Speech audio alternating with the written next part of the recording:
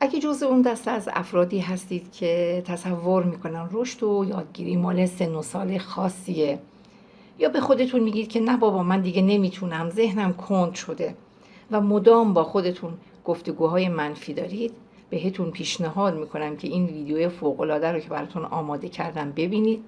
حتما سیو کنید چون به دردتون میخوره. کامنت بگذارید و برای دوستانتون هم ارسال کنید. راستی لایک یادتون نره. We have this notion that mental growth stops in adulthood. You can learn new things, of course, but your mind itself doesn't improve. Or at least, that's what people seem to imagine. And so we seem to view our minds as being entirely distinct from our bodies, because we understand that physical training is real. There are people who lose 100 pounds and become competitive triathletes, right? Now, however rare those extreme transformations are, we know that they're possible.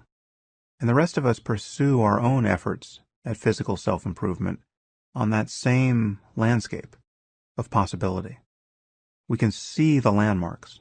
In fact, they're continually advertised to us. Every month we see a new celebrity who got in great shape for a film, for instance. So there are no secrets here. And if we don't decide to get in the best shape of our lives, starting right now, it's not because we didn't know that it was possible. But most of us are genuinely unaware that it is possible to change our minds. The concept of mental training is barely entertained. And yet there really are things we can do that lead to cognitive and emotional and even ethical changes that are wholly good for us.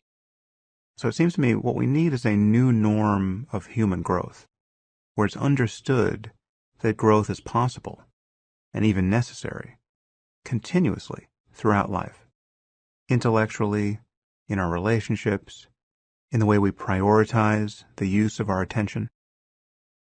At what age do we learn how to have better conversations? At what age do we learn to have better conversations with ourselves? And at what age do we learn that any conversation with oneself, the very structure of our thinking, is in fact based on an illusion that creates so much suffering for us? Now, of course, there are many components to living an examined life, and there's no single way of thinking or use of attention that accomplishes everything we want. But meditation, real meditation, is an essential piece here. And the fact that none of us are told this in school or by our doctors indicates nothing more than a cultural blind spot. I mean, it used to be that physical exercise was something that only a very strange person would pursue deliberately, and smoking was considered a healthy habit. There were actually television ads in the 40s and 50s showing doctors smoking in their offices. And the ads claim that in a national survey of doctors, more doctors smoke Camels than any other cigarette. It's possible for an entire society to be totally confused about something rather important.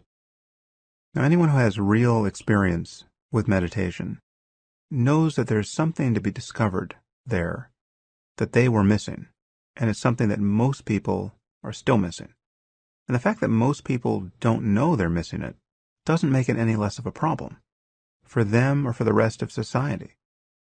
Once you know how to meditate, you see that more or less all of the world's chaos, apart from natural disasters, is born of our lack of insight into our mental lives. All the conflict between people and all the pointless suffering it causes, all the disorder in people's lives born of their own misbehavior, these are symptoms of people's minds being totally out of control. The next time something happens in your life that makes you angry, or afraid, or sad, how long will you spend locked in the prison of one of those emotions? And what will you do there? What indelible mark might you make in your life or in our world on the basis of one of those emotions? One benefit that people get from learning to meditate is the ability to simply let go of negative emotions. You can decide how long you want to stay angry for. Right? That's a superpower when you look at what's happening in the world. You can get off the ride before you say or do something stupid that you'll later regret. Now, negative emotions aside, have you noticed how fragmented your attention has become? Have you noticed how hard it is to sit down and read a book for an hour? When was the last time you read a book for an hour without checking your email or social media?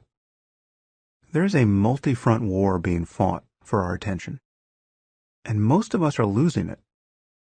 Have you seen the people staggering around with their smartphones, even crossing the street while texting, literally stepping in front of traffic without looking up? Have you seen parents around their kids visibly tethered to this digital leash? Are you one of these parents? There was a recent photo exhibit that was rather brilliant where a photographer captured people using their smartphones, but then removed the phones from their hands. So you see these images of people in various situations in life while staring vacantly into their open palms. It's worth thinking about this psychological experiment we're performing on ourselves.